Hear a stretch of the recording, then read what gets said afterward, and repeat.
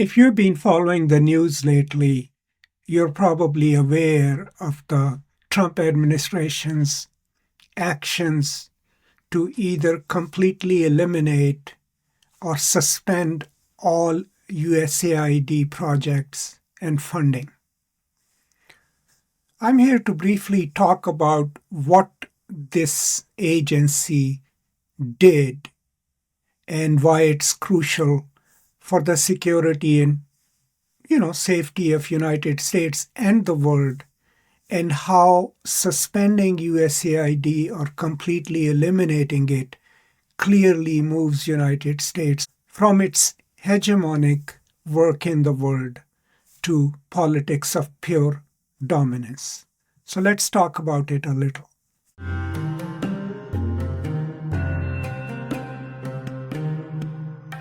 So if you just do a cursory search on USAID or USAID, it is United States Agency for International Development.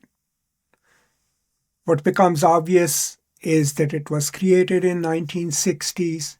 Its primary function was to counter the influence of then Soviet Union. So what was happening at that time was that the world had two competing political powers in the world, the United States and its allies, and the Warsaw Pact led by the USSR. And obviously that was 60s was also the time when a lot of former colonized nations were getting their independence. And both the powers were courting those countries so that they would join their bloc. And USSR had very effectively reached out to nations in Africa and Asia, and they were able to pump in resources for development and everything else. So to counter that, President Kennedy, of course, had started this initiative, and hence the USAID was created as an agency whose function was to do developmental work in what was then called the Third World. So they led health initiatives, they funded agricultural programs, they funded programs to foster democracy, right? All of these things were meant to project the US soft power.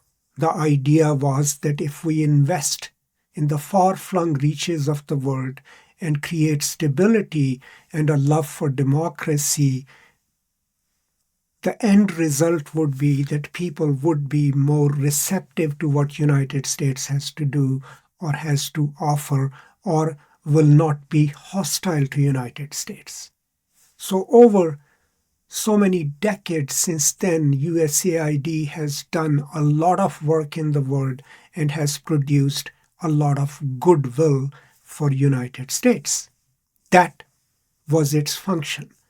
Now, it wasn't completely altruistic, of course. Its actions were connected to the interest of United States and interest in terms of popular sentiments towards United States.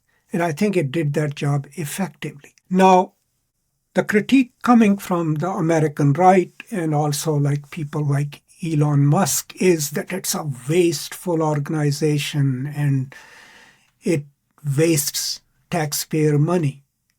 Oh, there is a reason why USAID spent so much money on things that could be done cheaply. And the main reason was that whatever they could contract from United States, it was contracted through US contractors. So let's say USAID has a program in Pakistan. They have like 40 programs in Pakistan right now. One of them is agricultural development, right? So they have a partnership with a local university, the leading agricultural research university in Pakistan is University of Agriculture, Faisalabad. So what does that entail?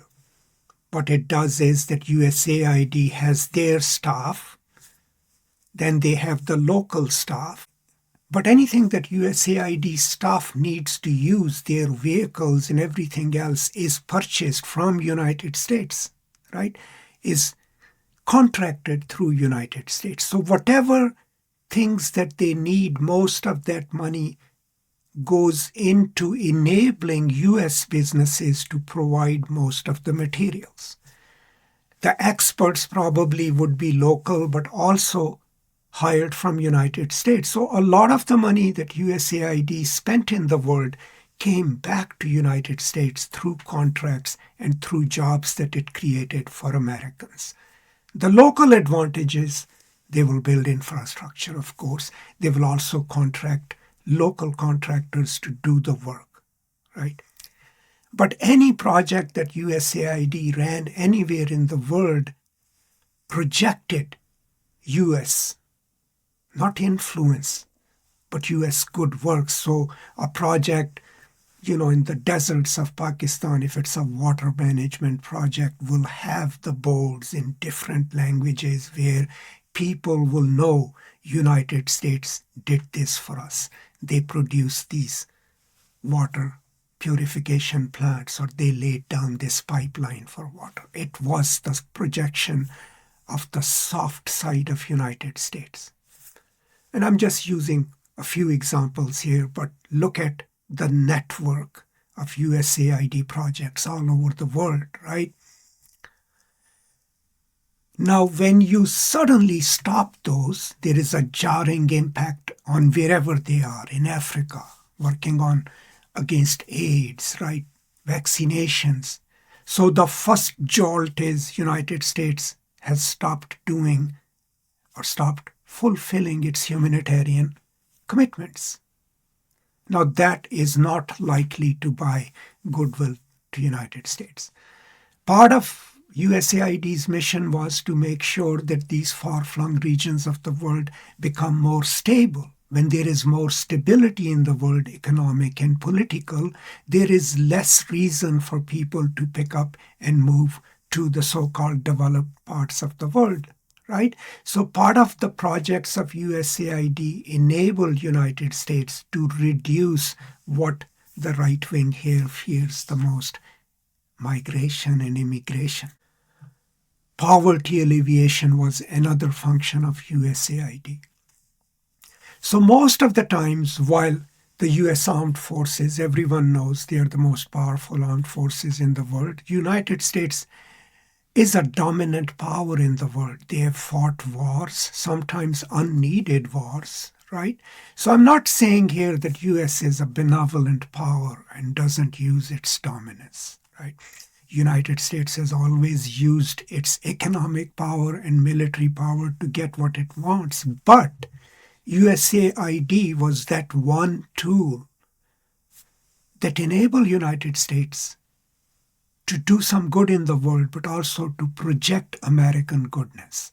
And of course, people who worked for USAID, the volunteers, the contractors, the specialists, generated a lot of goodwill for United States. Now, by eliminating all those jobs and eliminating their function, what US then is eliminating is the hegemonic project of United States, the soft power function of United States, and replacing it with dominance. Now here I think it's important if I shared with you my understanding of dominance and hegemony. So some people come to this channel, I don't know for what reason, and then call me a crypto leftist, right? I'm not a crypto leftist, I'm an actual leftist, right? And so, of course, my understanding of dominance and hegemony comes from Antonio Gramsci via Louis Althusser, both of whom were Marxists, right?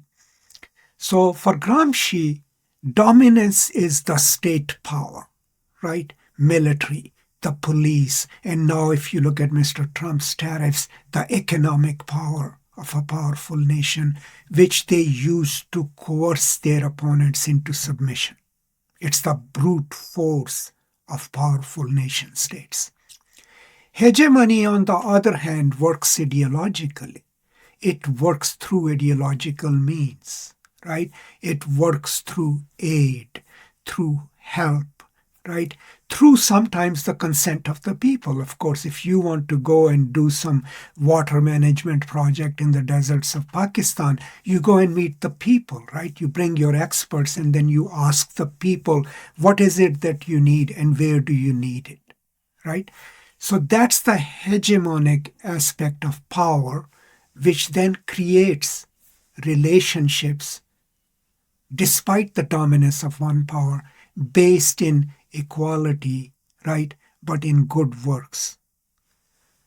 If you eliminate that function of any state, but also of United States of America, what then you are left with is the other tools at your disposal, right? You don't have anymore these long-term tools of an organization, of an agency that continues working no matter who is in power. So now all you are left with is, we're going to sanction you, we're going to tariff you, and in worst case scenario, we're going to isolate and attack you.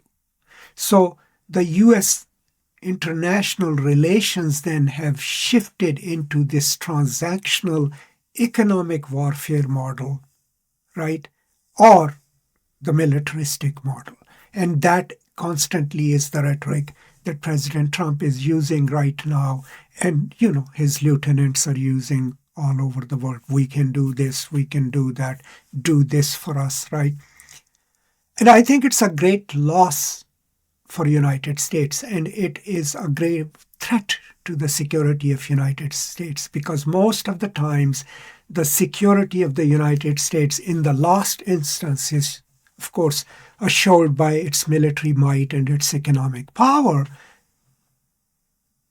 But the hegemonic projects in the world are the ones that enable United States to normalize whatever its narrative of democracy, equality, kindness, and generosity is.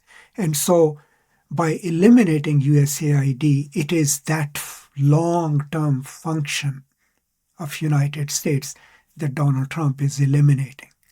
I don't know what he will replace it with, but it is a great loss for United States.